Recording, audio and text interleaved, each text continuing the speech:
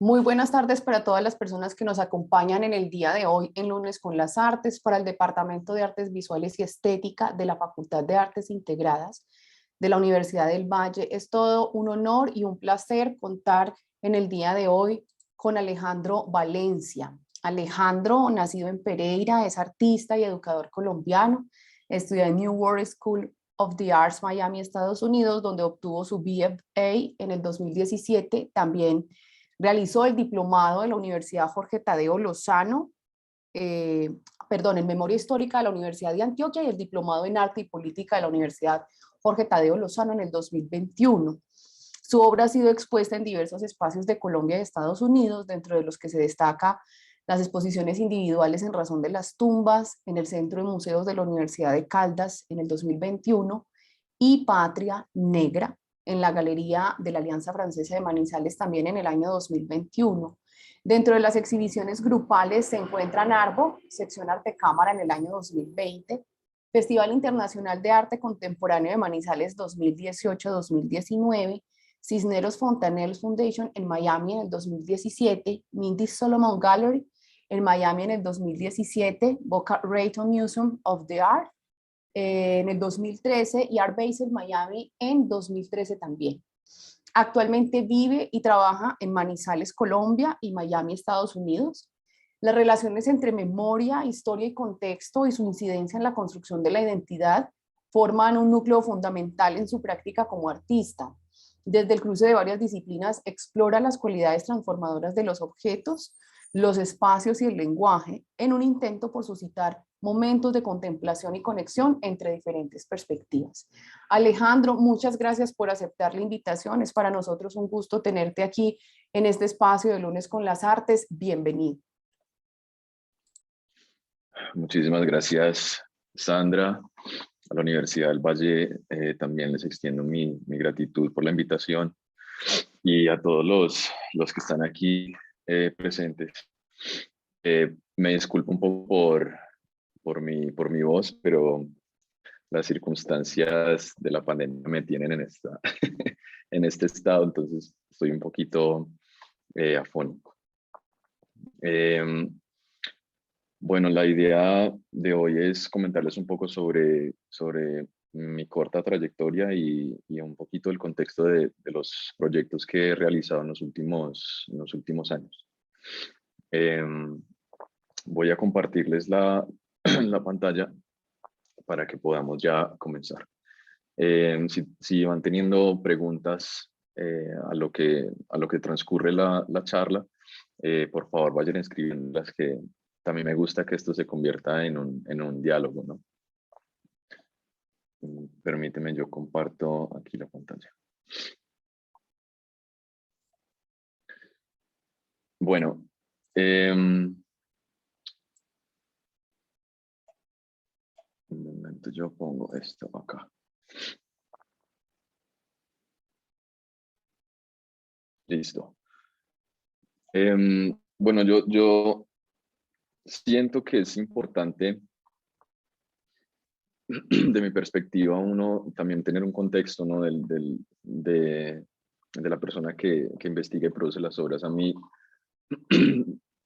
trato como de distanciarme un poco, pero para darles un contexto de cómo llego yo a los proyectos que he venido realizando en los últimos años, quiero hablarles un poco sobre mi contexto personal. Eh, Como decía Sandra, yo nací en Pereira. Mi mamá y papá, eh, mi papá es de Manizales, mi mamá es de Pereira, perdón. Mi papá es educador.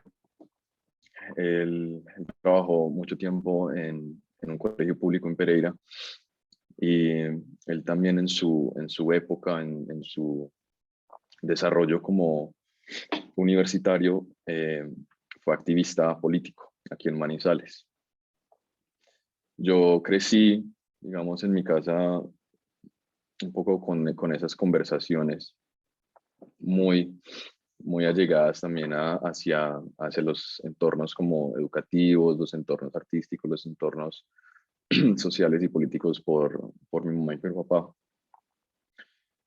Cuando yo tenía más o menos 11 años. Nosotros, por cuestiones económicas, nos tocó migrar hacia los Estados Unidos y allá fue donde yo tuve mi formación académica en la universidad. Yo empecé estudiando en la Facultad de Artes Liberales en Miami-Dade College, que es una universidad comunitaria. Eh, Mi entrenamiento fue muy poco, de hecho fue un poco como autodirigido porque el programa era bastante abierto. Entonces yo empecé por un interés a la pintura. Esta obra que está acá, de hecho, fue una obra que yo hice de mi abuela, cosiendo. Entonces, mucho tiempo estuve muy interesado en la pintura. Después de ahí, de Miami-Dade, apliqué a la Universidad de Newell, que fue de donde yo obtuve mi título de grado. Ahí continué los estudios con la pintura y en el 2013, más o menos en el 2013, empecé a experimentar un poco con diferentes técnicas y modalidades, digámoslo así. La pintura se volvió un poco monótona en mi experiencia y entonces empecé a buscar un poco otro tipo, otras manifestaciones de obras que tal vez tuvieron una cercanía más como a mi historia personal. Más o menos en el 2014 yo me retiré de la universidad. Sentí como que no me estaba llenando mucho la facultad y me retiré. Me salí por un año y dentro de ese año yo viajé hacia México. En México viajé mucho desde el centro, lo que fue la ciudad de México, hacia el sur.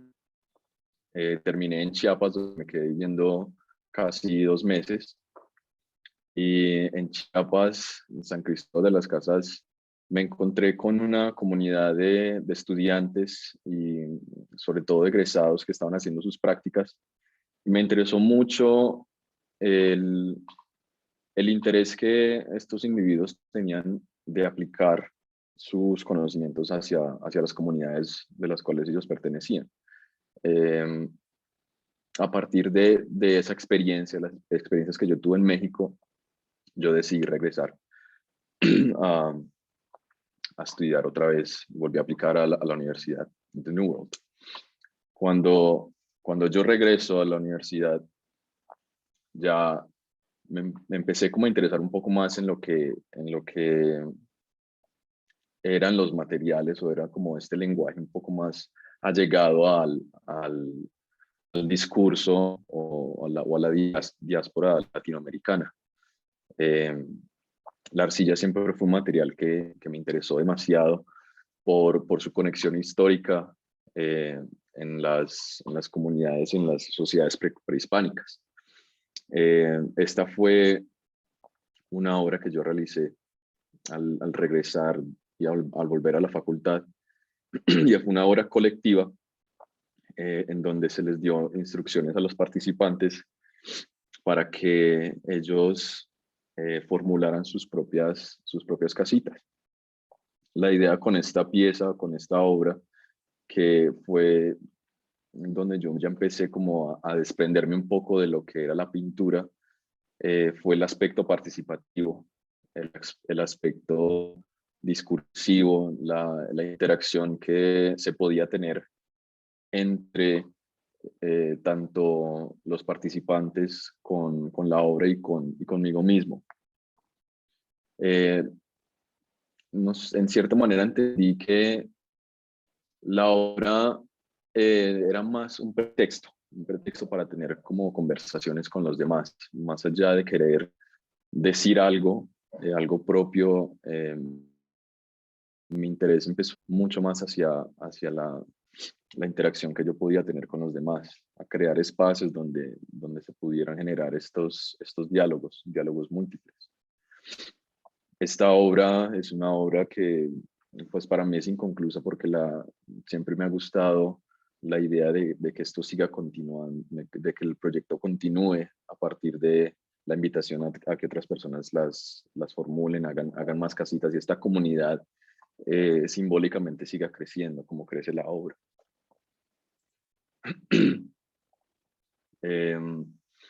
Cuando a partir de estos intereses míos pues por crear espacios, espacios de interacción, yo comencé a investigar un poco sobre lo que es la arquitectura, los espacios y sobre todo los espacios de contemplación, lo que conocemos como capillas o iglesias, ¿no? Estos lugares, entre comillas, sagrados, en donde las experiencias se crean a partir de los elementos visuales.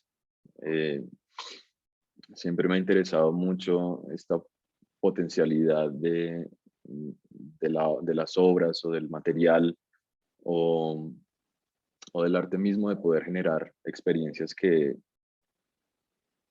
le creen al espectador o a la persona que interactúa con las obras algo más que la simple relación binaria de una obra, de una pintura.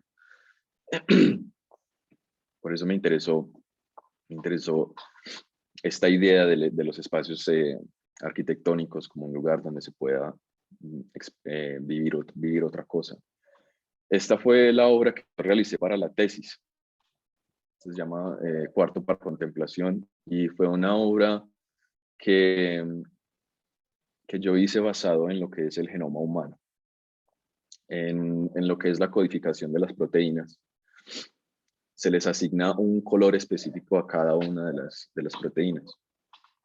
Y me interesó mucho esta manera de tanto la ciencia como en las religiones, el uso de los elementos visuales para poder explicar cosas.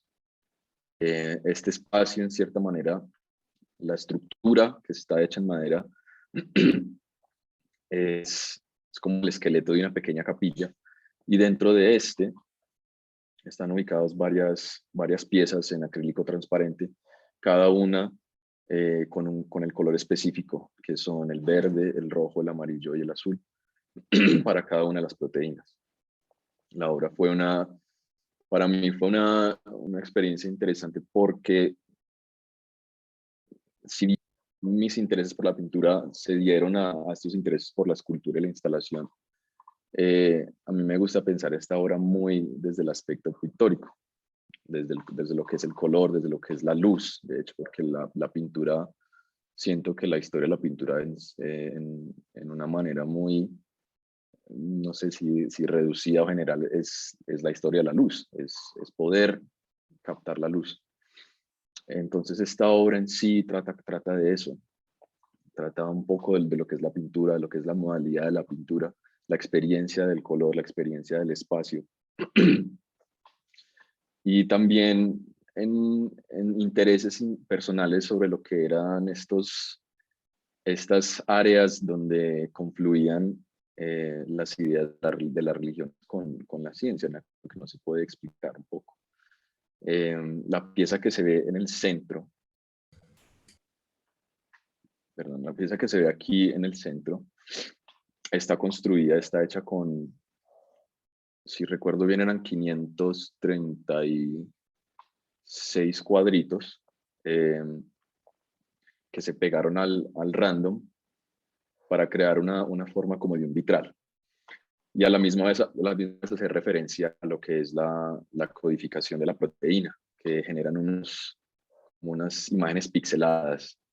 Entonces, es entrar como en esas partes también de que una obra puede interpretarse no solamente de una manera como literal, pero también existen estas otras formas de ver las cosas.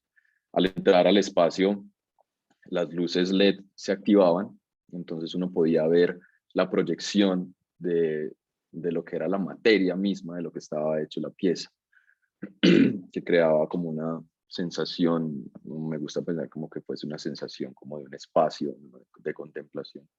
Entonces aquí se ven un poco lo que es estos cubitos que pues funcionan como pinturas por el elemento del color, pero también lo que proyecta el mismo material algo que es visible pero no es palpable, que es toda esta cuestión de la luz. Entonces este interés para mí de empezar a generar espacios, de empezar a pensar la obra un poco más allá de lo que es el objeto, empieza como a tener una vigencia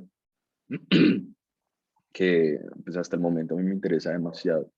Es cómo se puede generar experiencia a partir de lo objetual y de lo material. Yo continúo un poco esta investigación sobre estos espacios, no sé si llamarles sagrados, porque esa palabra es un poco difusa, pero lugares donde se puede pensar tal vez lo inefable, un poco, tal vez es un poco ingenuo de mi parte decirlo, pero aquellas cosas que son difíciles de explicar. La experiencia religiosa, por ejemplo, que para cada uno es una cosa muy subjetiva. Eh, entonces yo empecé a pensar en estos lugares, y en este caso, en esta obra que es Epitafios. Eh, Quise hacer referencia mucho a lo que eran las lápidas, ¿no? Lo que es un cementerio, lo que conforma un cementerio. Cada una de estas piezas, de estas lápidas fueron hechas con yeso, contienen objetos que hacen referencia un poco hacia una historia personal, que es los familiares que en mi familia han fallecido. Entonces las piezas tienen pedazos de puntillas, hay uno que tiene unos zapatos, que es referencia a mi abuelo, que mi abuelo fue zapatero. Eh, entonces cada una de estas piecitas tenía unos elementos muy específicos, eh, como para hacer un acto de memoria también. Esta manera de también utilizar eh, las obras como una forma de también hacer memoria o de recuerdo, si bien son bastante herméticas o son bastante mínimas en lo que las obras pueden dar, perdón, cada una de las obras tenía algo como muy sutil. Y aquí me interesé bastante en esta unión entre lo que, lo que es una lápida, lo que es un cementerio, un lugar donde se descansa, un lugar donde el tiempo eh, es lento. De hecho, esta obra que se ve acá tenía un reloj que funcionaba, entonces el reloj, a partir pues, del transcurso de la exhibición, eh, se movía, ¿no? Marcaba los tiempos. Siento que por aquí también empieza un interés de lo que es los espacios de memoria, los lugares donde se puede recordar, donde se puede pensar un poco, un momento, disculpa, pensar un poco lo que es también muerte, eh, cómo se puede, a partir del objetual, a partir de lo físico, se puede como hablar de un tema que es tan complejo. En el 2000, perdón, en el 2018, yo decidí salir de Estados Unidos.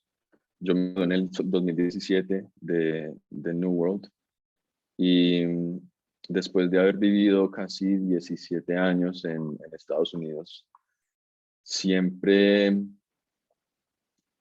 quise regresar un poco aquí a Colombia. Eh, yo mencioné hace poco que yo me fui muy pelado, entonces esa experiencia también del inmigrante, de convertirse en inmigrante, de convertirse en el otro, marca mucho lo que es el desarrollo o lo que es la construcción de identidad propia. Para mí siempre fue complejo porque lo que es ser sacado de raíz en cierta manera y replantado en una cultura completamente extraña, siempre me causó una, complejidad en lo que es la identidad propia, ¿no? Me preguntaba mucho por esa identidad y siempre que tenía los chances de regresar a Colombia, regresaba y hacía pequeños viajes para conocer un poco más del país de donde yo venía. Yo no tuve digamos, una educación formal de lo que fue la historia colombiana. Entonces, para mí, regresar era también estudiar un poco, entender un poco el porqué del país. Entonces, yo, eh, al tener la posibilidad de regresar por, por una oferta de trabajo, eh, no lo pensé dos veces, regresé de una y me instalé aquí en Manizales. La primera obra o el primer proyecto que yo realicé es este que les estoy mostrando ahora. Esto se realizó durante el Festival de Arte Contemporáneo de la Universidad de Caldas en el 2018. Y esta fue una de las obras de los espacios públicos. Aquí yo quise pensar mucho también en un poco de lo que era la incidencia de la obra dentro de los espacios, digamos, no institucionales, que es algo que me parece muy interesante en lo que es, digamos, lo que es el arte contemporáneo, de cierta manera, ¿no? Como pensarse fuera de la institución, cómo utilizar, eh, digamos, estrategias estéticas, si se puede decir así, para generar conversaciones, generar espacios. Y en este caso, pues yo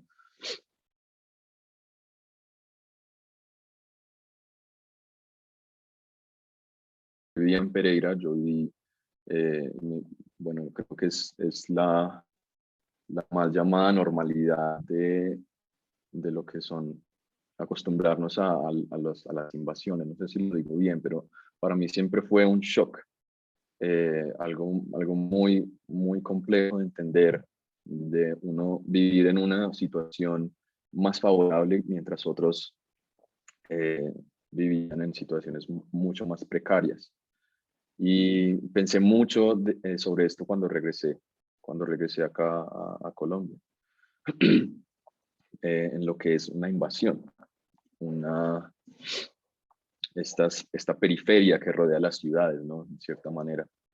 Entonces, este proyecto surge digamos, de esta cuestión, de lo que está por fuera, de por qué se generan este tipo de construcciones eh, a la periferia de la ciudad.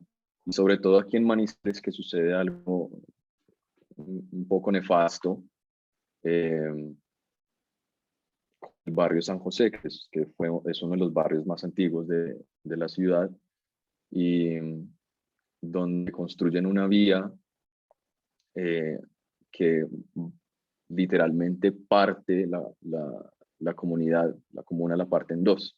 Construyen una vía entera y rebanan las casas. Entonces también esta cuestión del hogar, esta cuestión del habitar, esta cuestión de la invasión, quién invade a quién, eh, pensar en estas garantías sobre la vivienda que no son garantías para todos. Entonces me interesé mucho en estas cuestiones muy sociales que nos rodeaban. Yo personalmente creo que nosotros, los que nos ocupamos del oficio eh, del arte, creo que tenemos que estar muy, o debemos estar muy pendientes de lo que sucede a nuestro alrededor.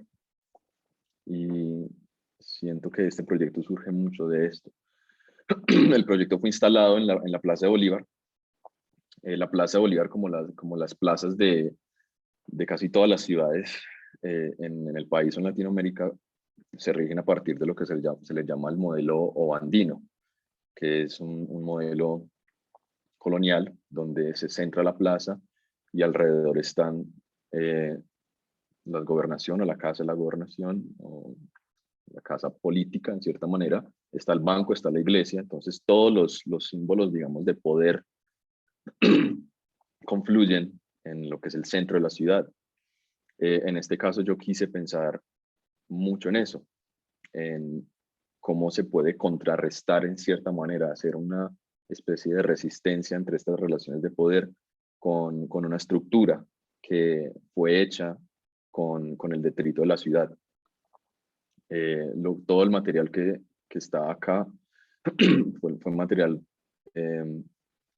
recolectado de la basura de lugares de construcción de la ciudad de Manizales, se trajo hacia la Plaza de Bolívar y se construyó junto con los estudiantes de la Universidad de Caldas, construimos esta estructura. En cierta manera, este método, digamos, orgánico de construir también hace un eco a lo que es las construcciones, digamos, de las periferias, que son construcciones bastante orgánicas, que se ajustan, digamos, a los parámetros que se rigen por el territorio. Y en este caso, aquí la obra que ocupaba, digamos, el espacio público, le hacía una contrapuesta a esta arquitectura de lo que es el Palacio de la Gobernación, aquí en Manizales. Entonces, al frente está el Palacio de la Gobernación, atrás está la Catedral Basílica, y a lo que es, perdón, hacia la derecha está, derecha o izquierda, se me olvida, está lo que era el banco. Entonces, aquí también pensar en esto, traerlo de la periferia al centro y hacer una especie de resistencia, como si fuese un duelo en cierta manera entre estos símbolos de poder. La pieza estaba destinada a ocupar la plaza por 2 días.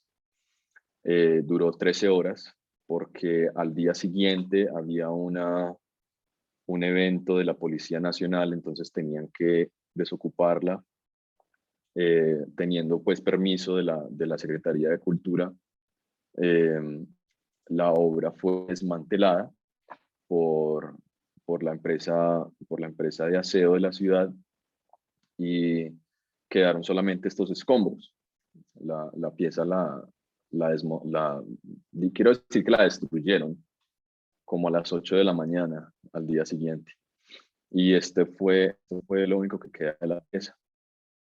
En cierta manera también es un poco lo que sucede en realidad con los barrios, digamos, marginales, los barrios de la periferia, y lo que ha sucedido, que hemos visto últimamente, sobre todo en Bogotá, con muchos barrios que desmantelan, ¿no? por desalojar a las personas. Entonces la pieza también, aún digamos, en su finalidad, también toca un poco esa problemática social, ¿no? de lo que sucede en la periferia.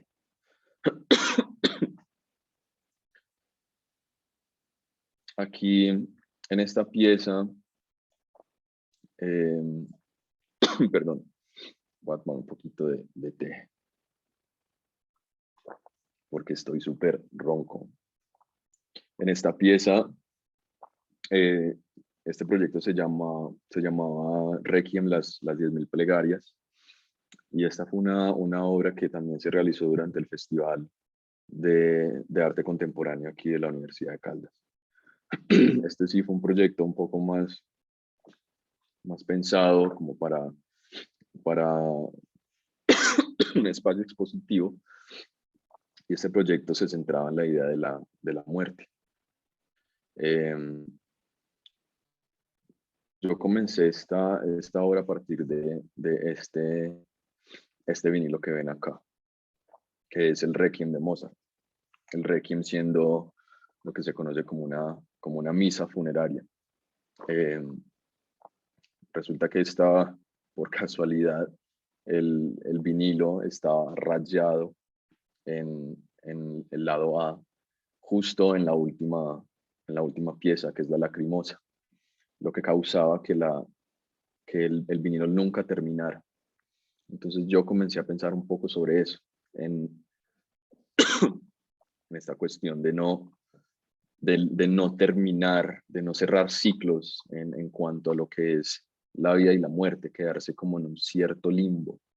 Y, y pienso mucho, ¿no? En un contexto también muy, muy local de lo que es la muerte dentro de nuestra historia, ¿no? Algo que, sobre todo cuando existen desapariciones, la muerte nunca llega, es quedar como en un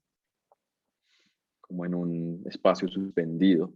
Entonces yo empecé a pensar un poco esta idea de la muerte, eh, de aquello que es inefable, y realicé esta pieza. Esta pieza tenía un componente sonoro, entonces se podía escuchar el LP hasta el punto donde se rayaba el disco, y ahí quedaba.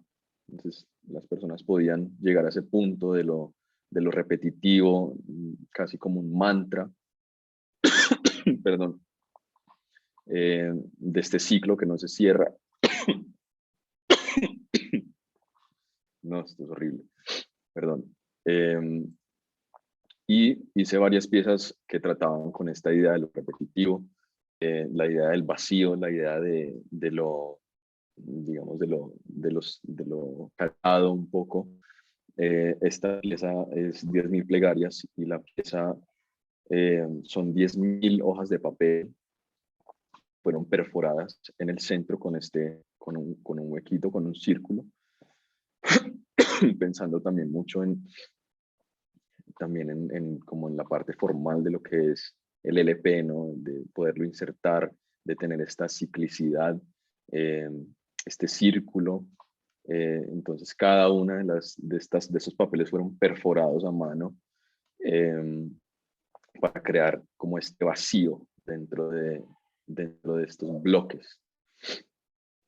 Eh, junto a estas piezas también está esta que es Mantra Líquido, y esta es una obra que es como autogenerada. Eh, la pieza está hecha con una bureta eh, de laboratorio, de la cual caía una gotica de agua sobre un bloque de yeso macizo, y aparte, pues a través del transcurso, digamos, del goteo generaba este edificio, que también hace un poco como un eco con lo que eran estas piezas del centro, de lo que es las 10.000 plegarias. Junto a estas también estaban esas fotografías, se llaman cosas tenues, que son errores de la película fotográfica, ¿no? Al no, no sé si es al no revelarse bien, o no recuerdo muy bien si es a la no revelada, o errores, digamos, del revelado, generan estos espacios como un poco donde se ve algo pero no se ve nada. Es como un poco mirar hacia la oscuridad o mirar hacia un vacío.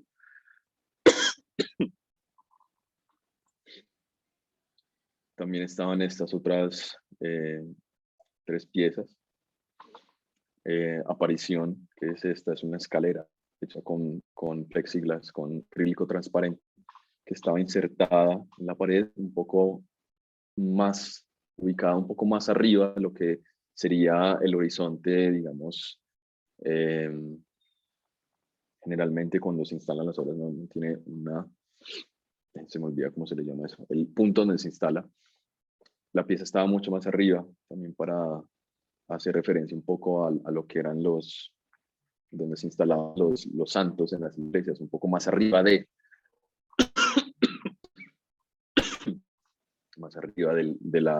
punto de vista del espectador.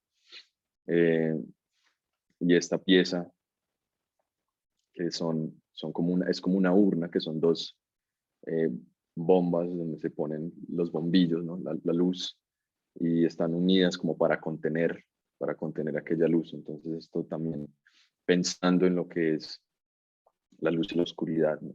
Algo de esta dualidad entre lo que es también la vida y la muerte, ¿no? Ay, Dios mío. Bueno, eh, esta es otra obra que yo comencé a hacer cuando yo llegué.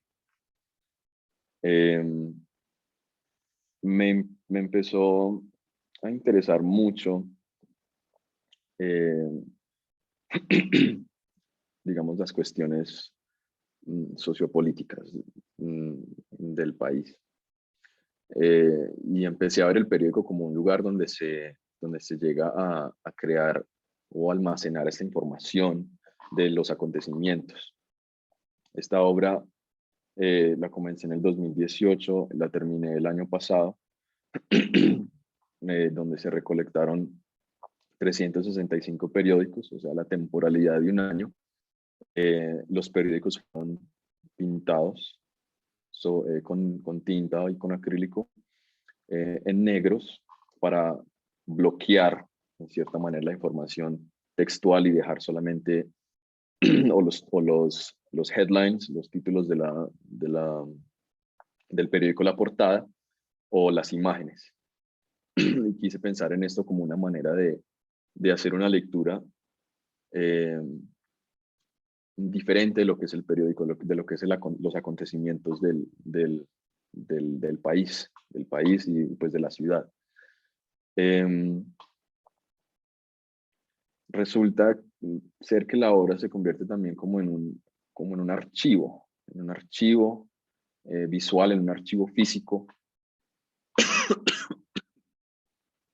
de esta temporalidad, de lo que nos constituye en nuestro, digamos, día a día en el país.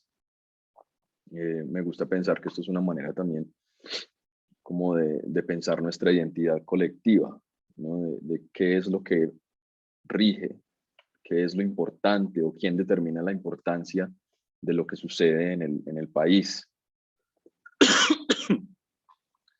Los medios impresos han formado una parte muy importante dentro de lo que ha sido la discusión política a lo largo de nuestra historia, tanto así que casi, si no todos los partidos políticos o los presidentes han tenido un periódico.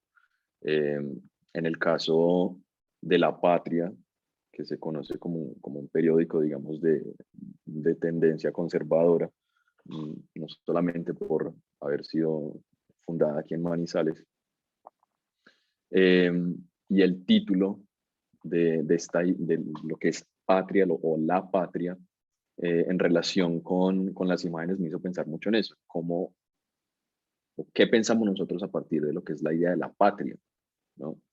La patria también son las manifestaciones, ¿no? La patria también es el proceso de paz, la patria es todo lo que sucede, ¿no? Alrededor de nosotros. Entonces, pensar en una idea como un poco plural de lo que es la construcción de nuestra identidad colectiva. Entonces, este proyecto se exhibió el año pasado en la Alianza Francesa, junto a los periódicos. También me conseguí un carrito de dulces, como las chazas donde yo recuerdo, pues, cuando era más chiquitico, que recuerdo que en las chazas también se vendían los periódicos. Entonces también un poco la referencia hacia lo popular, hacia esta construcción de identidad también sucede, digamos, en la afuera, con el público, con la gente. Y era una obra que se podía también interactuar. Estos periódicos que están colgados acá se podían leer en cierta manera, o ver las imágenes que se dejaron, digamos, en esta lectura.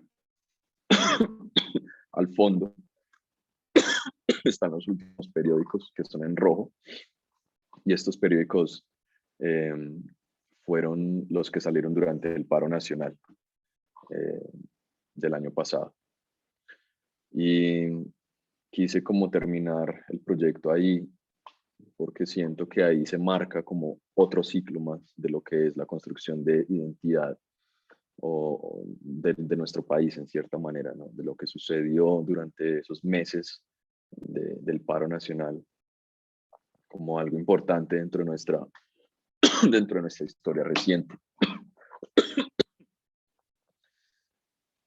Bueno, aquí paso a mostrarles ya lo que fue el proyecto de En Razón de las Tumbas. Eh, Permíteme, yo pongo esto en pantalla grande. ¿Dónde está? Ok. Bueno, en Razón de las Tumbas, para mí fue un proyecto muy importante porque fue a partir de la investigación de ese proyecto donde yo eh, comencé a estudiar y a investigar sobre la historia del país. A mí me ha trastocado mucho la larga historia de violencia que hemos tenido, ¿no? De violencia y de resistencia que hemos tenido a lo largo de nuestros 200 y pico de años de república, ¿no? Digamos, si se puede decir así. Entonces, En Razón de las Tumbas viene de, unas, de, una, de un interés muy profundo de entender las causas de nuestro conflicto. A partir de la investigación me encuentro con una cita de un discurso, de hecho, de Jorge Eliezer Gaitán, que es donde sale el título de la exhibición, que dice: el hombre es como las plantas, que la planta da fruto y flores no por la planta misma, sino por el surco y la tierra donde ha prendido, y que el hombre y un pueblo no pueden ser grandes y fuertes sino en razón de las tumbas, donde tiene el alimento para su futuro. Quise pensar mucho, o a partir de ese proyecto, pensé mucho en la idea de que el centro y el corazón del conflicto de nuestro país nace, surge y en cierta manera se rige, es en la tierra misma. Eh, de que los conflictos y las violencias parten a partir o salen a partir de esto, de un interés de control territorial, de una relación con la tierra tanto prehispánica como, como campesina, de las luchas agrarias, de las varias reformas agrarias fallidas, de todos estos disputas que han existido a partir de la tierra misma. Entonces yo quise pensar la tierra como un núcleo central de este proyecto, de lo que está bajo ella, de lo que crece de ella también. Por eso la referencia a la cita de Jorge Eliezer Gaitán, de que es en el suelo mismo, en las tumbas, donde está el alimento para las luchas que le siguen. Y pensar mucho en la cantidad de vidas que se han sembrado en cierta manera, ¿no? A lo largo de nuestra historia. ¿Y qué sucede con estas vidas y qué sucede con nosotros los vivos? Eh, cuando en Colombia he escuchado mucho de que es como, como una gran fosa común y me gustaría pensar de que este imaginario se puede cambiar, ¿no? De que para pensar otro futuro, otra narrativa de nuestro país, podemos pensar es en cambiar también estas maneras de pensar. Entonces, este proyecto se centra en la tierra misma, en la historia de Colombia, digamos, en los últimos 100 años, quisiera decir, últimos 100 años. Entonces hay varias referencias a esto. Este proyecto se hizo en el Centro de Museos de la Universidad de Caldas, que, que también tiene su historia. Entonces aquí también se considera la historia local como una parte fundamental del proyecto. Y fue un proyecto bastante extenso porque ocupaba las 4 salas y las antesalas del Centro de Museos, o sea, 2 pisos enteros. La colección de arte prehispánico del Cauca Medio, que tiene alrededor de, no estoy mal, son 5.000 piezas y no más. La colección de historia natural, donde hay varios especímenes de la fauna, digamos, de los territorios, y la de geología, donde hay fósiles y hay minerales y hay rocas.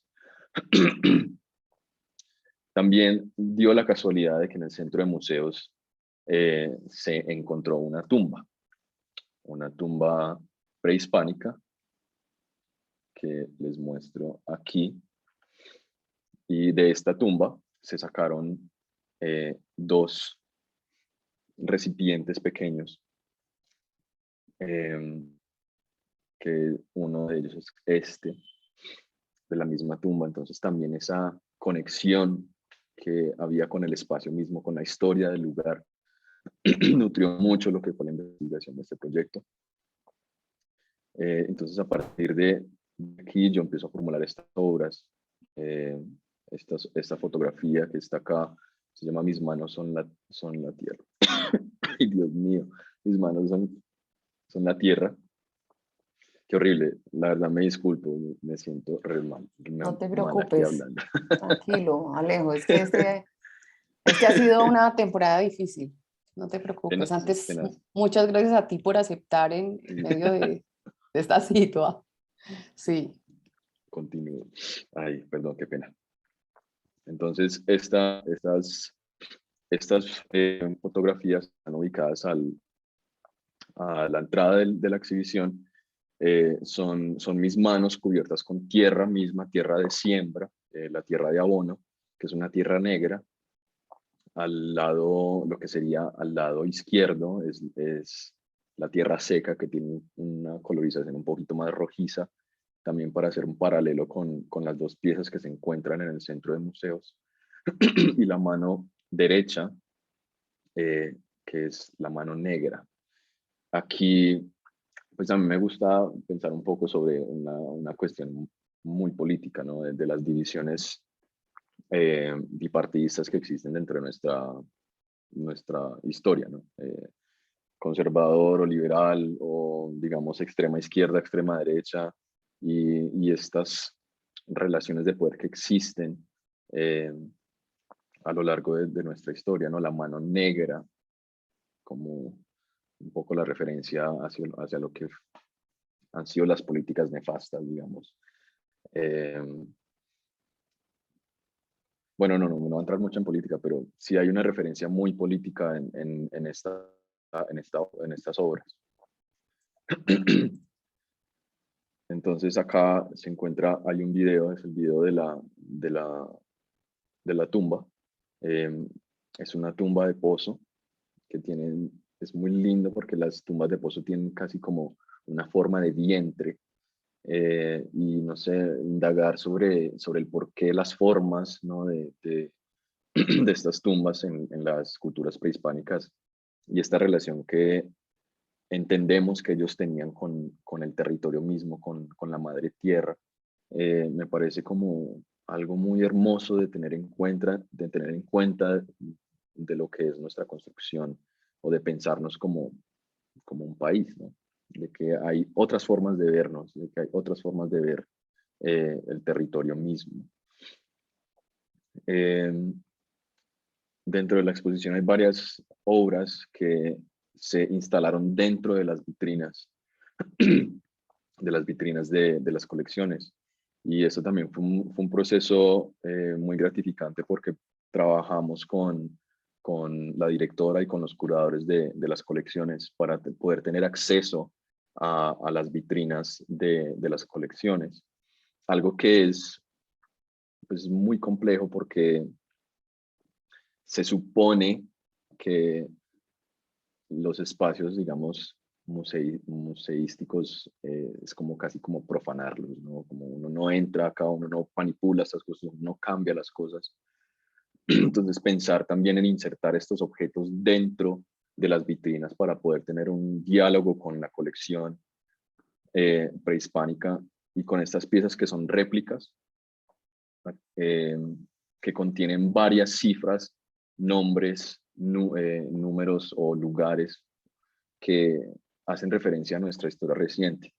En este caso, pues este rodillo que se utilizaba, digamos como se ven acá, estos rodillos que se utilizaban para imprimir sobre piel. Yo hice uno para hacer referencia a lo que fueron lo que han sido las ejecuciones extrajudiciales. Esta ciclicidad casi imparable de lo que es generar muertes para justificar, digamos, una política, ¿no? Entonces, siento que estas cifras, estos acontecimientos son parte importante en lo que es nuestra historia actual y quererlas insertar dentro de unas vitrinas es también darle importancia a estas cifras y a estos objetos. Esta también es una obra que ocupa una de las vitrinas de la colección de arqueología y esta pieza tiene escrita el título del acuerdo de paz. Fue hecha a partir de esta pieza que es de la colección. La vasija fue hecha, la urna fue hecha, fue rota y después reconstruida. Entonces es también pensar en una acción de reconstrucción de, de lo que ha sido, digamos, la destrucción del acuerdo de paz en los últimos 4 años, en cierta manera. Entonces hay muchas referencias hacia lo que ha sido los últimos años dentro de nuestra historia. Acá hay piezas como esta, que es una figura antropomorfa que tiene escrita el nombre de uno de los 7 niños identificados en el bombardeo del Caquetá. Entonces hay varias piezas que también ocupan, acá está la pieza otra vez, que ocupan estos espacios, haciendo referencia, ¿no?, a lo que ha sucedido. Esta es otra pieza que tiene esta vara atravesada, que también tiene escrita en su cuerpo la cifra de las ejecuciones extrajudiciales, ¿no? Pensar en esa industrialización de la muerte, en cierta manera. Esta pieza, que fue una de las últimas, tiene la fecha del comienzo del paro nacional del año pasado, ¿no? Y tiene una roca volcánica incrustada como para hacer referencia al estallido social, al estallido social y pues también a lo que es la protesta misma, ¿no?, lo que se utiliza para la protesta. Estas 2 urnas, que son réplicas de urnas prehispánicas, tienen los nombres de varios líderes sociales asesinados después del acuerdo de paz. Esta en particular tiene este orificio que, hablando con la curadora, los orificios, a veces se les hacía orificios a las piezas prehispánicas o las vasijas cuando se enterraban para, en cierta manera, inhabilitar su uso, que esto se le llamaban matadas, y se encuentran en varias piezas de la colección, son unos pequeños orificios. Entonces esa forma de pensar también en la posteridad de los objetos, en lo que sucede cuando uno inhabilita un cuerpo arcilloso en este caso, y haciendo también conexión con los cuerpos o las vidas que también se inhabilitan. En la sala de exposiciones del Centro de Museos se hizo una instalación que se llama Abya Yala Wauheikuna, que es de un poema quechua que traduce a hermanos americanos. Y este lugar, esta pieza, ya les muestro aquí la instalación. Es una instalación que ocupaba todo el espacio, eran un camino que se hizo con estivas, y en el centro estaba esta tierra de donde salían estas cerámicas que hacían referencia como perdón, a lo que surge del suelo, a lo que renace del suelo, a estas plantas, esta vida que surge de lo que sería para mí una tumba o una excavación arqueológica o una fosa. Vuelvo aquí a esta pieza, que esta es para mí la pieza que más me gusta de esta exposición, son las manos de mi papá. Y esta pieza es importante porque mi papá como les mencionaba, mi papá fue muy activo en los 70s en Manizales durante las protestas estudiantiles, fue parte de la JUCO, trabajó haciendo obras sociales. Entonces, tener las manos de mi papá, que es como la conexión que yo tenía con la historia, eh, también haciendo referencia a lo que es la siembra, lo que es la lucha de estas manos que bajan hacia la tierra y hacen raíz, y otra mano que muestra el fruto de lo que se siembra. Mi papá fue muy, como les decía, fue muy activo, eh, fue amigo de Bernardo Jaramillosa, ellos trabajaron juntos durante mucho tiempo, digamos, cuando estaban en la universidad. Entonces también esta relación con los procesos, digamos, de luchas eh, estudiantiles, de lo que también es la defensa del territorio mismo. Eh, Me gusta mucho esta obra por esto, esa referencia a una historia tanto personal como una historia un poco más local. Alrededor de las manos estaban estas piezas que son diferentes formas de decir tierra. Botamambillá, que es el nombre de las piezas, traduce a palabras bonitas. Y en Camensá, en el dialecto Camensá. Y esta idea de que la palabra, de lo que ellos le dicen, endulzar la palabra, es también pensar sobre las formas en que se construyen las narrativas de la historia. Entonces, estas son varias piezas que están ubicadas. Esta ruana, que hace referencia a la ruana, a las ruanas campesinas. Las herramientas de labrar la tierra. Aquí pues hay una referencia muy directa a lo que han sido los movimientos, digamos, de la izquierda, movimientos obreros y campesinos, ¿no? La defensa y la lucha por la tierra y por los derechos de la tierra misma, los derechos del trabajador.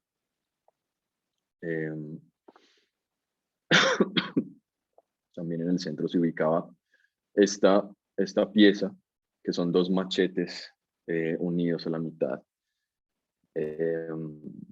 Y aquí pues pensaba mucho yo en lo que es lo que ha sido, digamos, la historia nuestra, una guerra entre sí, entre nosotros, ¿no? Los dos mangos, ¿no? Como pensar lo que un mango se agarra y el otro mango se agarra como para poder pelearse entre sí, en cierta manera. Pensé mucho en el símbolo de lo que ha sido el machete. Eh, Algo que sucedió que me pareció muy interesante en el transcurso de la obra fue que empezaron a crecer maticas de la tierra, y fue muy interesante porque también le daba un aspecto vivo a la pieza, un aspecto cambiante.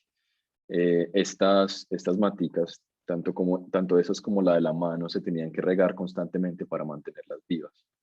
Entonces también hubo un proceso de colaboración con los funcionarios del centro de museos también para mantener la vida viva, ¿no? dentro de estas piezas. Las plantas tenían nombres, tenían eh, lugares. Este Kihuetegnas es el nombre de los defensores del territorio de la Guardia Indígena. Entonces también pensar en estas referencias hacia otras luchas por las defensas de los territorios. También habían unas alpargatas hechas con tierra, y también la referencia misma a los movimientos campesinos. Esta es otra pieza que se ubicaba al bajar las escaleras hacia el segundo piso. Eran como unos desperdicios de estas piezas prehispánicas, no eran una cantidad de vasijitas que se hicieron y se acumularon en la esquina como si estuvieran descartadas, también pensándolo como como una manera de ver un poco cómo nosotros nos relacionamos con el pasado y con la historia, de esta frase, ¿no? De que el que olvida el pasado lo repite en cierta manera. Perdón. En la sala de la historia natural, yo hice esta pieza que es un ala más o menos de 1,60 m, 1,70 m de largo, hecha en tierra, como un ala de cóndor. Entonces aquí también era pensar en la relación entre los objetos y lo que ya estaba existente en el centro de museos, en este diálogo. eh, lo quise pensar como un diálogo con lo que ya estaba ahí, de no hacer una cosa que fuese foránea al contexto mismo. Eh, Aquí esta obra se llama Kuntur y aquí hago referencia a una cita de un libro que me leí que se llama Antes el amanecer, de Miguel Rocha Vivas, antropólogo él creo que él es de la Universidad de los Andes. Y él dice que para los mamos o los vivas, los sacerdotes, no hay una cosa como un libro escrito. Eh, para ellos la historia está escrita en el territorio, está escrita en las aves, en los ríos, en las montañas. Entonces me gustó mucho eso de pensar de que hay otras formas, estas otras maneras de leer nuestra historia y que esta historia está en el territorio mismo. Esto es otra imagen de una matica que también crecía, de unas piezas en tierra, una tierra que ¿cómo se dice? Comprimida o aplastada, no sé si se dice bien, que estaban acá y de aquí también crecieron, de estas tumbas también crecieron pequeños retoñitos de plantas. Acá también se ve otro de las efigies, de las figuras antropomorfas, con los nombres de los niños. Habían 7. Entonces estas piecitas se ubicaban en los espacios entre medios de la exhibición, también como pequeñas píldoras de memoria. Eran piezas que se tenían que encontrar en cierta manera. Eh, Estos fueron unas pinturas hechas en papel con, con tierra y arcilla, y estaban ubicadas como a la altura mía, entonces la línea del horizonte daba a lo que era mi altura. Y son varias formas de vasijas prehispánicas de donde crecen también eh, plantas, ¿no? De lo que se entierra también renace, también crece. Esta es otra imagen de la otra tumba. Aquí también hay el pastito que crecía a partir de ella. Y en la última sala, que era la sala de geología, también se ubicaron piezas dentro de las vitrinas mismas. Estas piezas, la gran mayoría fueron hechas con hojas secas, y también para entrar en este diálogo con lo que se encuentra en el territorio mismo. Aquí esta sala es súper interesante y cuando tengan la posibilidad de ir al centro de museos acá, hay una pieza que tiene una absurda cantidad de años. Son como, creo que voy a decir la cifra mal, pero son como 300 y pico millones de años. Una cosa loca que también da un contexto interesante en lo que es la temporalidad, la forma en que entendemos el territorio a partir de los tiempos, un tiempo geológico que se mide en millones de años, y pensar en esa temporalidad con la idea del recuerdo, de no olvidar, ¿no? De que el tiempo no transcurra y que nosotros, de que el tiempo transcurra y nosotros no olvidemos, ¿no? Entonces, esta pieza se encontraba directamente cuando uno entraba en una vitrina. También está esta pieza, que es una huipala. La huipala es una pequeñita, y esta huipala es la huipala del territorio, lo que se conoce el territorio colombiano, ¿no? Dentro del imperio inca hay varias huipalas y esta es la que constituye nuestro territorio. Chincha y Suyo, que traduce al lugar del jaguar, creo que es lo que traduce, si recuerdo bien. También estaban estas piecitas en cerámica, tenían letras, entonces eran dos partes, se podían ensamblar, entonces cada una de estas semillitas era como una forma también de pensar en cómo se escribe el territorio, cómo se escribe la, la memoria. Esta pieza también yo la quise ubicar acá, sobre todo por la silueta del territorio nacional alrededor de los fósiles de los mamíferos, ¿no? En este caso aquí está el cráneo, hay dos cráneos, el cráneo humano, la quijada, y también hay heces, excremento fosilizado. Y aquí pues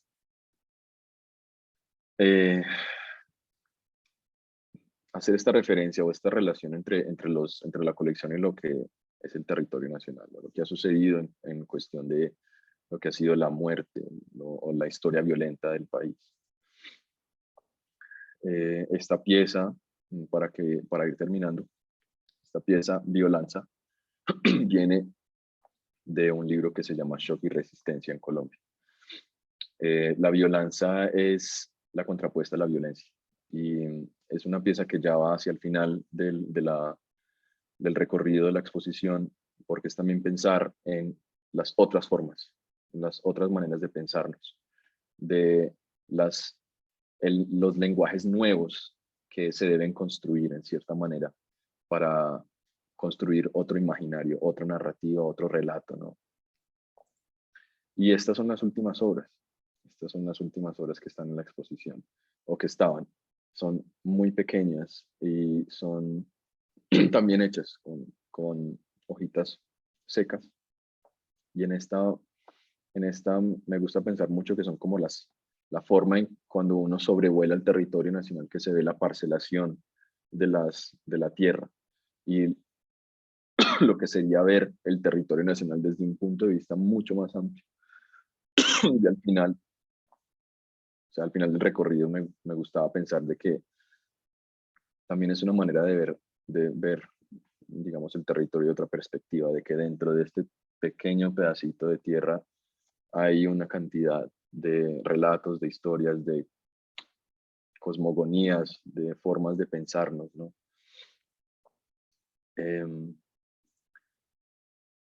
Y yo termino aquí, Sandra, aquí termino la presentación. Muy bien, Alejo, muchísimas gracias por esta Me extendí. presentación. No te preocupes, aquí créeme que todos estábamos súper conectados, que estamos en este momento 27 personas y hemos permanecido desde el inicio de la charla. Ay, muchas gracias. Pues quiero comenzar como con varias cosas, invitando a las personas a conversar con Alejandro, porque ya viene pues como este pedazo en el que podemos entrar a preguntarle a Alejandro. Aquí hay personas de muchas partes, estudiantes nuestros, profesores, artistas. Creo que está abierto pues el chat, pero también pueden activar el micrófono y conversar y saludar a Alejandro y empezar con este diálogo. También invitarlos a que por favor diligencien la asistencia. También a través de ese formato lo que yo hago es mantener actualizadas a las personas de las charlas venideras y algunas veces de los talleres que ofrecemos en este formato. Para comenzar y mientras las personas empiezan a animar, a levantar la mano, a abrir el micrófono, ¿cierto? A abrir el chat, a escribir. Digamos que a mí me surgió pues una lista de preguntas tremenda, Alejo, porque pues es un proceso muy prolífico. Además es un proceso riguroso y disciplinado a lo largo de los años que empieza a mostrarle a uno una serie de correlaciones, ¿cierto? De unos temas que uno dice, claro, cuando llegas en Razón de las Tumbas, no es una gratuidad todo el proceso que hay atrás, ¿sí? Atrás hay, por supuesto, una sistematicidad y hay una constante, una insistencia en una serie de temas que cruzan el trabajo, ¿cierto? Como en relación al territorio, en relación efectivamente al asunto de la identidad, cómo se cruza esto con la muerte y la violencia. Y claro, en parte, digamos que haces algo que muchos dirían, quiero hacerlo es al contrario, y es retornar de un contexto donde están dadas unas condiciones específicas para el arte, como estar allí en este lugar en el que te formaste en Estados Unidos, pero volver aquí, a este territorio que tiene unas condiciones difíciles, podríamos decir que precarias en muchos contextos y específicamente para las prácticas artísticas contemporáneas. Y me interesaba mucho que pudiéramos dar esta conversación justamente porque lo que empezamos a sentir quienes estamos articulados al mundo académico es que la academia muchas veces, y no siempre, corre por unos flujos completamente de espaldas a la realidad social.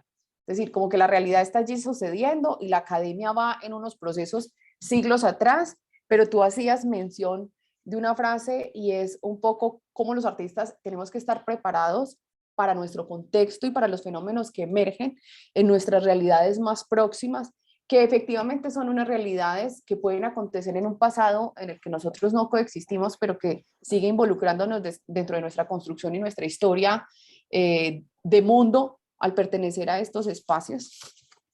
Sí. Pero también, pues porque no pasa el asunto inadvertido realmente para el arte, y creo que las prácticas artísticas contemporáneas nos dicen justamente eso, ¿cierto? De ese rol social del arte. Y lo otro que pues logro ver en la medida en que nos fuiste mostrando el proyecto es que efectivamente hay un proceso de indagación, de investigación que tanto le interesa al arte contemporáneo antes que configurarse más que como una práctica técnica, pero aún así uno ve que allí pues hay un asunto por el oficio muy marcado que también me parece muy bello. Empezaste hablando de la pintura, ¿cierto? Y cómo muchos años estuviste vinculado con la pintura y de alguna manera pues la pintura nunca se va de uno, es una constante que está allí, así hayan unos cambios o unas transformaciones en los lenguajes expresivos y artísticos en los que trabajamos. Y en ese sentido,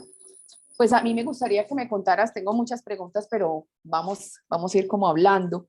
¿Cómo Sí. fue ese contexto académico formativo? ¿Sí? ¿Cómo se entiende también en ese espacio el contexto de la escuela de formación en artes? Si es un asunto completamente en función del oficio o cómo es esa correspondencia justamente con esa realidad social y el oficio y otros aspectos mismos de estudiar artes. Sí, pues mira, yo, a ver, mi paso por la academia fue un poco raro porque es que yo no tuve formación previa a entrar a la universidad. O sea, yo iba a estudiar, yo tenía pensado estudiar, en un momento iba a estudiar ciencias ambientales. Yo tenía pensado estudiar otra cosa y me alegro que no lo haya hecho porque pues, me hubiera aburrido horriblemente.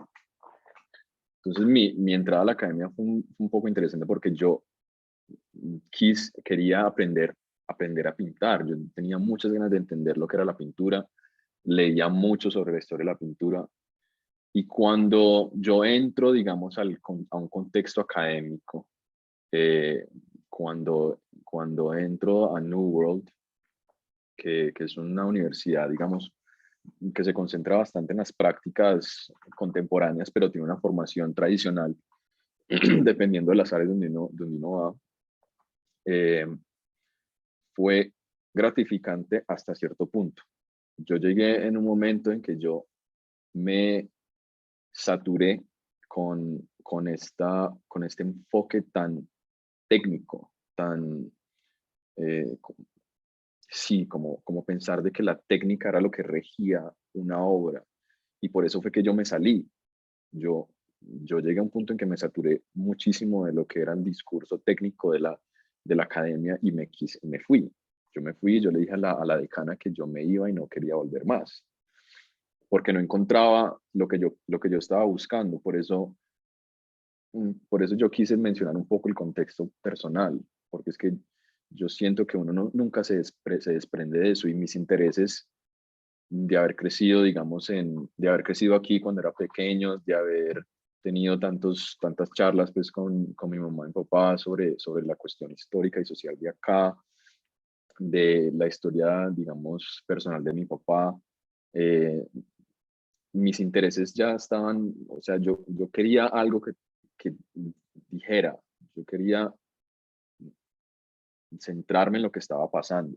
Y era tanto así que cuando yo estaba en la universidad, pues muchas de las cosas que yo hice hacían mucha referencia acá.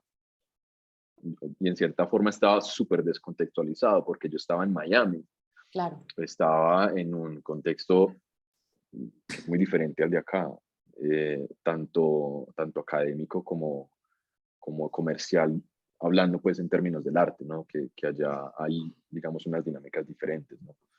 Yo quería otra cosa, entonces esa formación académica fue importante porque es importante, me parece sumamente importante uno entender eh, lo técnico, pero más allá de lo técnico es también lo que está atrás de, ¿no? Lo que uno está haciendo.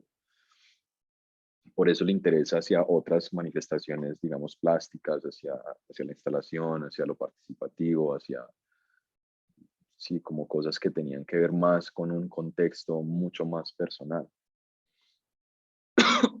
Pues eso me parece muy valioso que le digas, Alejandro, en parte porque digamos que eh, esto genera ciertas preguntas, ciertos desencuentros incluso para nuestros propios estudiantes de cara a la formación de lo que esto implica en el contexto colombiano y de lo que esto implica en la formación en las licenciaturas, ¿cierto? Yo tuve la oportunidad de pasar por una escuela que tenía, digamos que un alto contenido de su currículo en el asunto del oficio, ¿cierto? Como muy virado hacia las bellas artes. De pronto la escuela en la que estamos actualmente y más en la licenciatura es como la gran queja de los chicos, queremos más en relación al oficio, pero entonces uno va viendo realmente cuando conocemos como tu ejercicio, cómo se desenvuelve eso en una relación equilibrada entre el pensamiento artístico, ¿cierto? Y entre lo que implica el oficio para llegar a un fin que no es el oficio mismo, ¿sí? Es una oportunidad, pero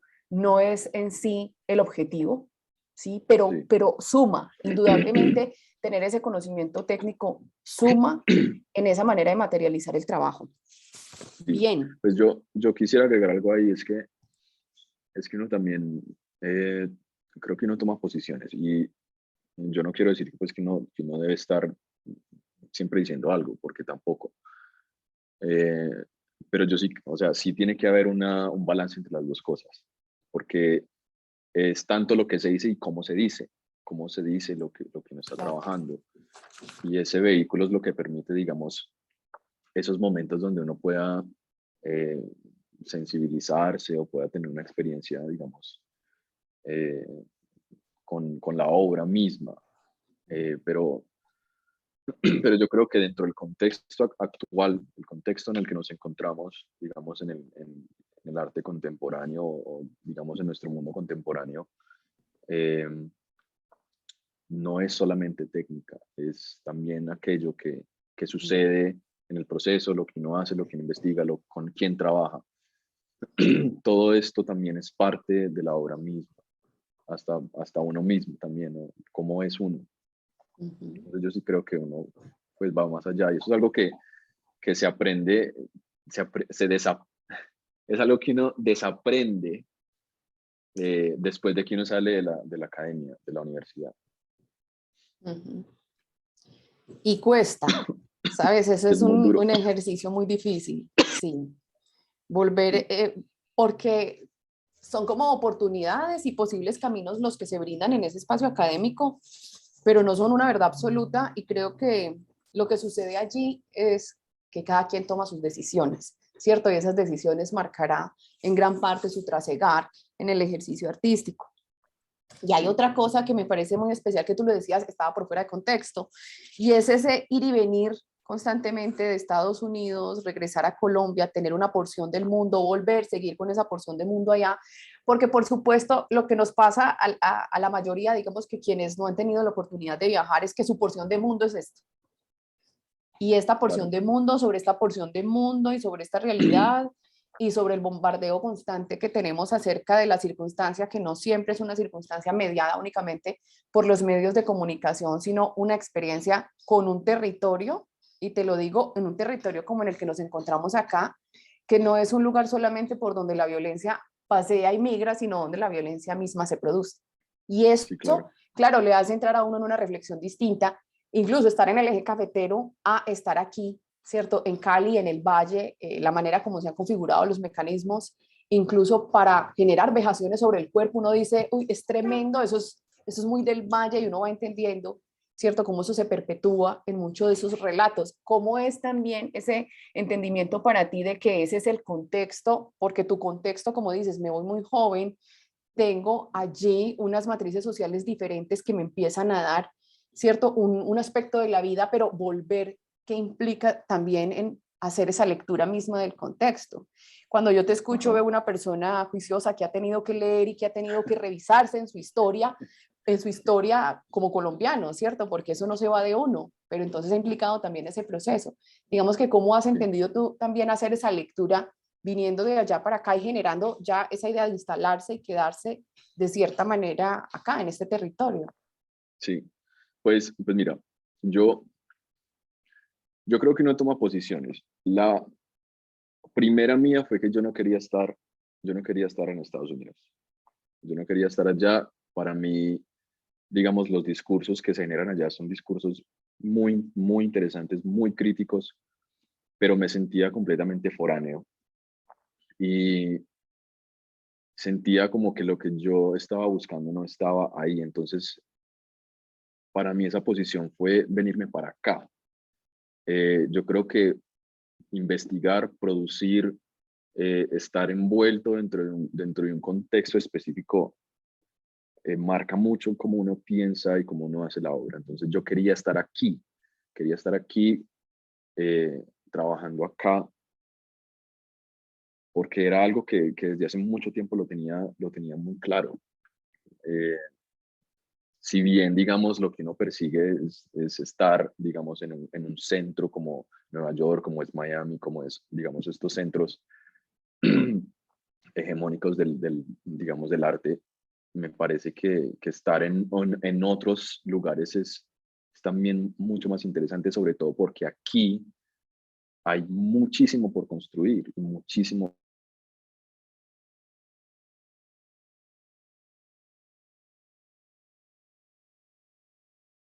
desde un punto mucho más privilegiado. Digamos que acá pueden que los casos sean diferentes, ¿no? Querer irse de aquí para tener otra oportunidad. Entonces también, no sé, para mí personalmente esa posición fue muy importante.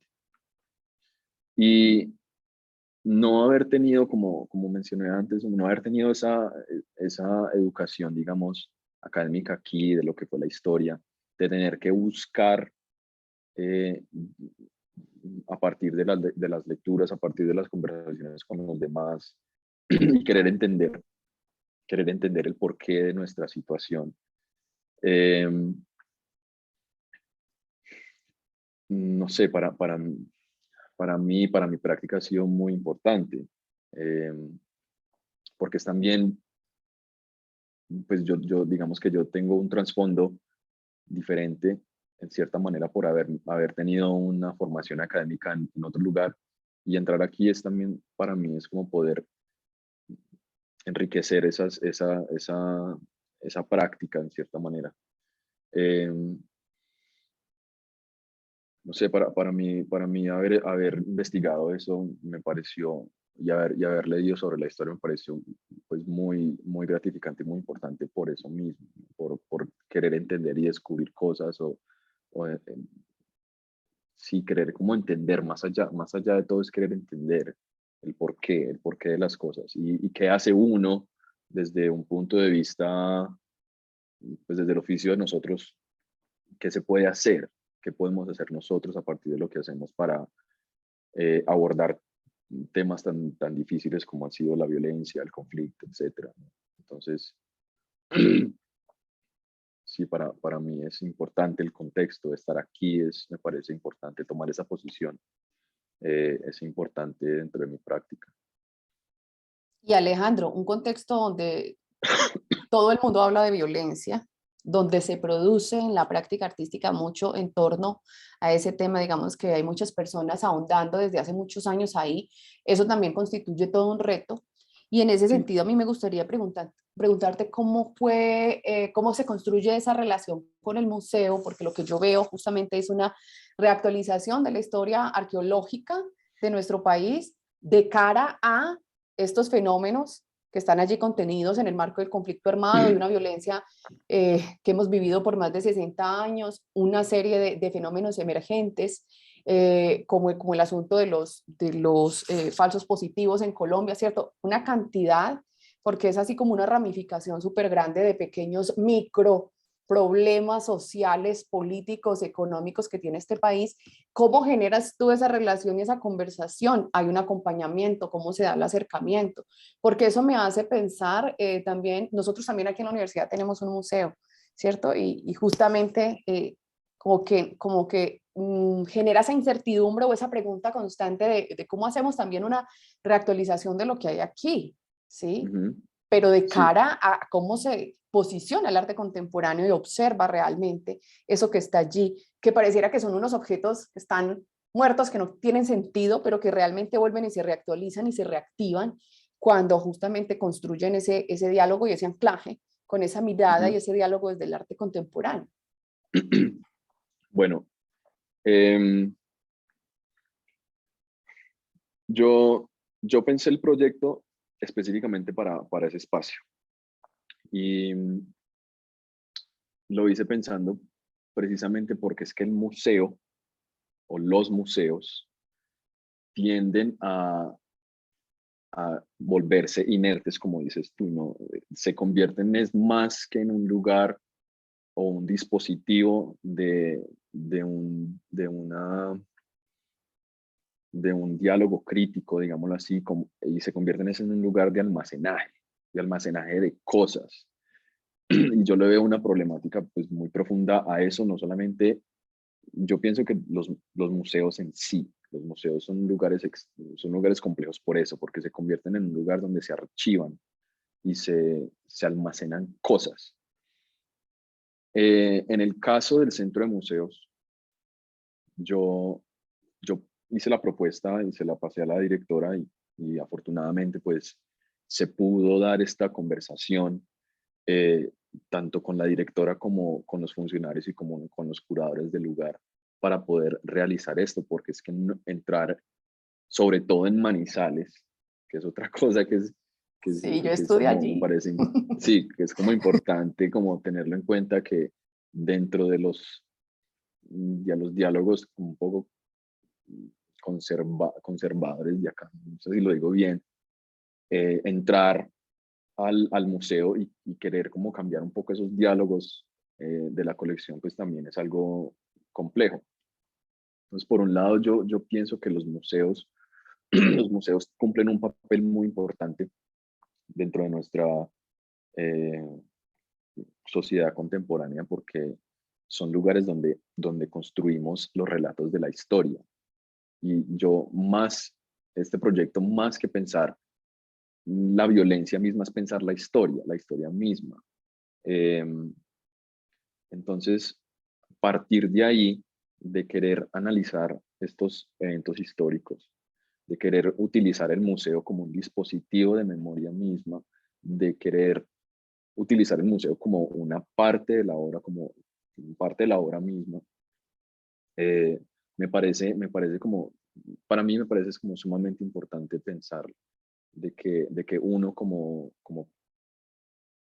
artista eh, debe considerar estos espacios como lugares donde se hagan estos diálogos, donde uno dialogue con lo que ya está ahí, porque suele suceder, me parece, y sobre todo cuando yo estaba en Miami, que era solamente enfocado en la obra misma y se descontextualiza todo lo demás. Y en una obra, creo que todo todo es alimento para la obra, el lugar donde uno está, la historia donde uno está, el contexto, qué sucedió en este lugar, qué hay en este lugar, quiénes van. Entonces hay un diálogo pienso que hay un diálogo con el entorno mismo. Entonces, para mí trabajar con el Centro de Museos fue importante por eso, porque era también pensar en estos espacios y en lo que ya estaban en estos espacios, en la carga, digamos, histórica que ya tenía y cómo poder dialogar, no querer interponer algo, sino querer dialogar con lo que ya estaba ahí. ¿no? Entonces, no sé, yo creo que por esa parte me parece importante uno siempre considerar el contexto como algo crucial, algo central en lo que uno hace. Alejo, ¿y cómo se piensa en ese ejercicio de mediación con el público? Porque finalmente, cierto, hay un ejercicio muy integral realmente en lo que hacen los artistas y también desemboca en ese ejercicio de generar ese contacto con los públicos a partir de ese trabajo, ¿cierto? ¿Cómo es realmente ese ponerse enfrente y volver a construir esa mediación, que es una mediación expresiva, pero también es una mediación pedagógica, pero también es una mediación alrededor de la historia? ¿Cómo se da ese ejercicio allí? ¿Es fácil? ¿La gente está abierta? ¿Qué Bueno, piensan? eh, digamos que para nosotros fue muy complejo porque es que casi que abrimos la exposición al momento en que abren digamos, las instituciones en la ciudad. De hecho, durante el tiempo de la exposición, la universidad permaneció cerrada. O sea que la accesibilidad, digamos, al público fue un poco limitada. Eh, lo que, lo que hicimos, que lo trabajamos con Laura Puerta y con Carolina Aguirre, la directora, era también invitar o hacer charlas o invitar a la gente a hacer talleres para que, para que se pudiera, digamos, ingresar a la exposición y tener también una vigencia durante el tiempo de la exposición misma. Entonces sí fue muy complejo porque, eh, pues, digamos que no sé cómo explicarlo, porque es estar como, como un poco encerrados en cierta manera, ¿no? Entonces, la mediación con el público fue, digamos que fue gradual,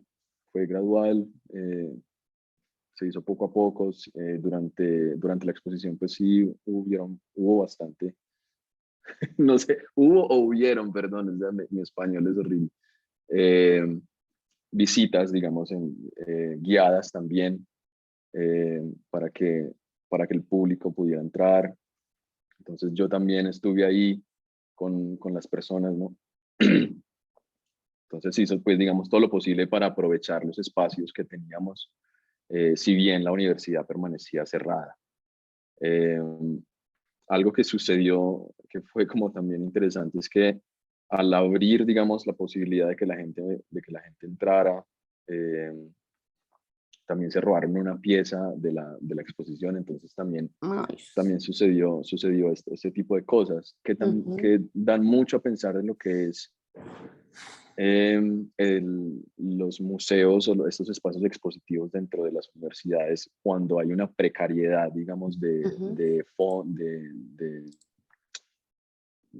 de fondos y de personal, donde, ujú. donde no hay una mediación, digamos, directa con el público. Bien, Entonces, no, pero- perdóname. entonces sí, sí tuvo sus complejidades a lo largo pues, de la exposición. Yo he acaparado todas las preguntas, qué pena, no sé si aquí hay alguien interesado que quiera abrir el micrófono, le quieran hacer una pregunta. Hay varios de los chicos del semillero acá escuchando a Alejo. No sé si alguien quisiera realmente escribir, participar, hacerle un comentario a Alejandro. Sí, conversemos me pongo menos nervioso si conversamos.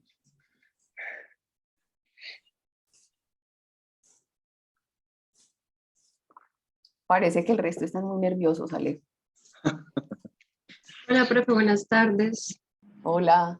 Buenas tardes, Bueno, Alejandro. Muchísimas buenas gracias por tardes. todo lo que nos compartiste. De verdad que es muy interesante poder estar aquí escuchándote y escuchar de todo ese proceso que tú has vivido, ¿cierto?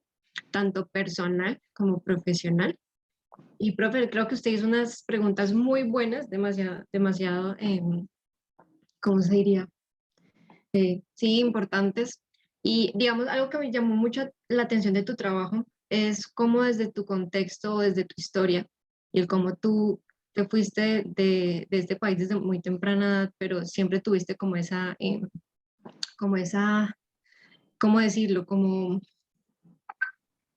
no sé si, sí, como eso que no te dejaba como tranquilo, como de sentir que no estabas en el lugar correcto, como que no, ese lugar no era donde tú pertenecías, y como esa búsqueda te lleva, pues, uno, a estudiar lo que estudiaste, pero también me llama mucho la atención que mencionaste que cuál era la carrera que estabas pensando cómo estudiar y que de una otra forma siento que encontraste un balance muy chévere dentro de las artes para tomar o abordar algunos de esos temas desde la ingeniería, ¿qué fue lo que dijiste? Ambiental.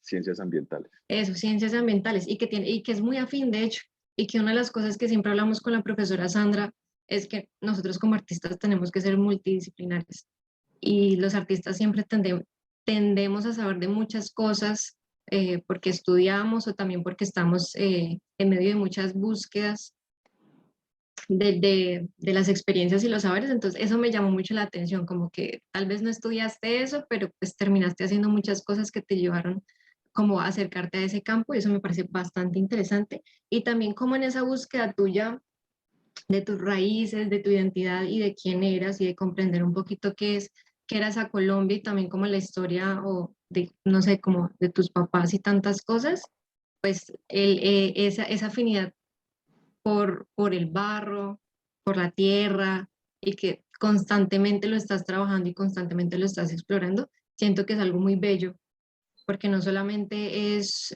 muy, sí, como se me van todas las palabras, pero sí es demasiado como puntual, como muy certero, sino que Ujú. también es como algún inconsciente que hay en ti constantemente, como esa búsqueda, y se ve muy reflejado en tu trabajo. Y eso es muy bello. Entonces, quería darte las gracias por eso.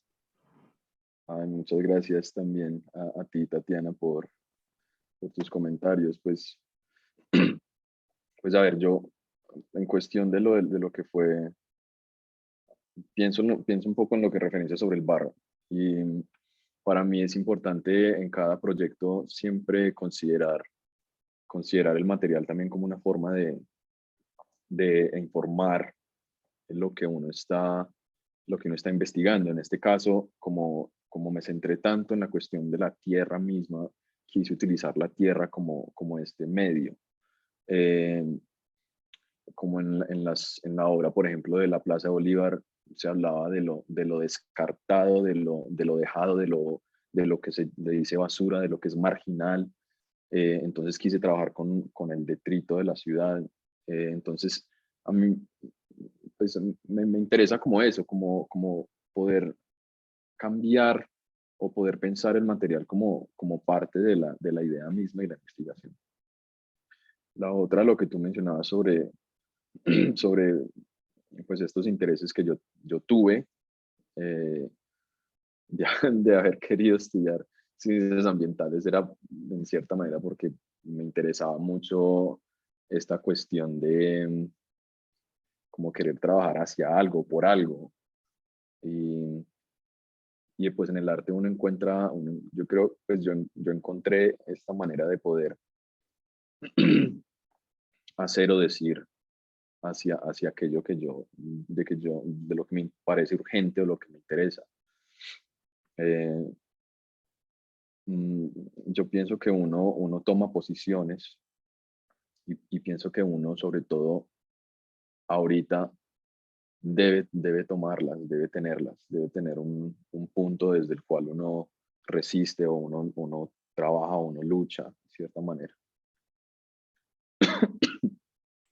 Alejo, y volviendo un poco a ese asunto del material, que me parece muy importante que Tatiana haya puesto ese tema, y es un poco, claro, cuando yo vi el ejercicio de la Plaza Bolívar, bueno, eso me pone primero en contacto con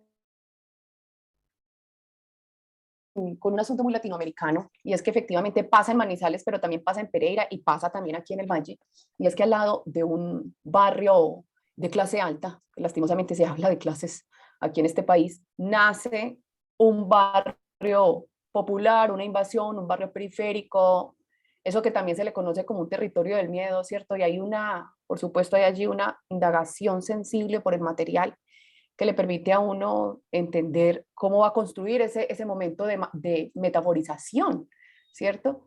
Que es finalmente lo que pasa en la Plaza Bolívar cuando esa obra queda como queda, da cuenta de todo, de que efectivamente esa es lo susceptible justamente del fenómeno, y es que hoy es una casa vernácula hecha por no arquitectos, autogestionada, y mañana simplemente es una ruina, Sí. porque el Estado está justamente como el día frente a esa pequeña borramiento de esas sociedades y de esas maneras en que emergen esas personas. Y allí juega un papel muy importante haber recuperado todo eso que para nosotros o para el resto podría constituir basura, que para un artista no es basura. Ya sabemos que eso juega un papel muy importante en ese momento de la creación. Y luego veo una metaforización, pero desde el escenario de la cerámica. Entonces me encuentro dos tipos de materiales que pueden ser un poco antagónicos, ¿cierto? Un material mucho más refinado como el de la cerámica, más tratado, y un material más encontrado en el que igual hay una manera de construir como esa poética de la imagen ahí. ¿Cómo ha sido y cómo se piensa desde el proceso de creación esa poética de la imagen en la cerámica? ¿Sí? Que me parece también como muy bello porque es un trabajo que indudablemente dialoga con el museo mismo, porque no está por fuera de, sino que está dentro del contexto, viviendo, Sí. volviendo a activar ahí. Bueno, mira, yo primero quiero hacer como un paralelo con lo que fue la obra de la Plaza de Bolívar. Hay un artista cubano que se llama Ernesto Rosa, que escribió un texto que se llama La arquitectura de la necesidad. Y es un texto tan interesante porque teniendo el contexto histórico cubano, donde, donde hay una precariedad a partir o resultado, digamos, de lo que fue de lo que es lo que fue el embargo estadounidense, las personas comienzan a crear y a suplir las necesidades con lo que ya estaba. Entonces se empieza a dar lo que le llama la tecnología de la desobediencia, que son formas de hacer cosas con lo que ya estaba antes, con lo descartado. Entonces hay la precariedad se convierte en una metodología, y eso se ve mucho, siento que eso se ve mucho dentro de nuestro lenguaje compartido en lo que es Latinoamérica, de estar muy eh, conscientes de que la carencia también es una forma que nos permite a nosotros crear. Y esto es lo que sucede con la arquitectura de la periferia, la carencia misma, ¿no? De no poder pues, comprar una casa hecha, genera estas estructuras, que son estructuras, digamos, tienen su complejidad porque generalmente, eh, digamos que no son por su totalidad muy seguras. De hecho, aquí en Manizales hace poco se incendió casi todo un barrio por eso. Y sucede esto, esta claridad que da a este crecimiento orgánico, estas estructuras orgánicas también tienen sus complejidades. Entonces, hay algo que me interesa mucho dentro de nuestros lenguajes, y es eso, es trabajar a partir de estas cosas, de estas carencias, desde lo que no hay, y crear a partir de la recursividad, que me parece algo muy, muy importante. Ahora con lo de la cerámica, pues la cerámica, para mí la cerámica tiene es una memoria, como una memoria histórica, como esta carga histórica eh, de el barro mismo dentro de las culturas prehispánicas o sociedades prehispánicas, pues fue una materia prima para ellos hacer sus utensilios, sus cosas, sus objetos cotidianos, sus objetos rituales. Eh, entonces, yo tomé la arcilla y la tierra, el barro, como pensando en esta referencia, ¿no? De que cualquier cosa que se formule dentro de este proyecto va a tener esta carga histórica. Eh, si bien las piezas pues son réplicas de varios objetos ya prehispánicos. Entonces, el barro es un material también muy hermoso porque es que el barro retiene memoria, el barro y la arcilla retiene el gesto, si se puede hablar, si se puede decir eso, ¿no? Es moldeable, pues, se transforma, es un material que se necesita de los elementos para poder formarse en cierta manera. Entonces tiene muchas cositas, muchos pedazos del material que me parecen muy interesantes. Entonces, en el contexto pues, del proyecto también era eso, era la transformación de la tierra. Eh, no recuerdo si lo mencioné, pero en la investigación que yo hice, hay un texto que dice que nosotros, al transformar el territorio nos transforma a nosotros, y lo que nosotros hacemos constantemente es transformar la materia que está en el territorio. Entonces eso también me parece como importante, interesante pensarlo. El Alejo, quiero barro dar, como, sí, sí, qué pena, no te interrumpí. no termino ahí, perdón. Vale, Alejo, creo que está bien como por el momento, ya hemos conversado un montón, no quiero abusar de tu tiempo, que has sido tan generoso con nosotros. Darte las gracias por este espacio tan maravilloso, pero sobre todo por eso que te digo, por tu apertura, por tu generosidad, por compartirnos cómo han sido esas estrategias de alguna manera de creación, cómo crece y va dándole ese rigor mismo a los ejercicios actuales, pero que tienen, por supuesto, su semilla y su origen en unos ejercicios como al inicio de ese proceso mismo de la carrera, y verlo como crecer, ¿cierto? Y ver crecer ese rigor y esa sistematicidad, pues fue muy interesante. Y sobre todo, pues como encontrarnos para hablar de estos temas que son para nosotros una pequeña ventana hacia ese mundo, ¿sí? Porque justamente la escuela es un lugar, quizás es un no lugar, ¿cierto? Donde estamos un rato, habitamos un rato, pero cruzarnos con otras personas, dialogar y compartir las experiencias es justamente lo que nutre nuestra experiencia misma y nuestros acercamientos y aproximaciones como artistas, como licenciados, que muchos de acá se forman para ello, como licenciados, y lo que este encuentro genera valor para sus propias experiencias, darte las gracias entonces por eso. Y bueno, bienvenido a este espacio con todo cariño, que mientras podamos generar pues como esos enlaces, esas alianzas, será con todo el gusto y con toda la disposición.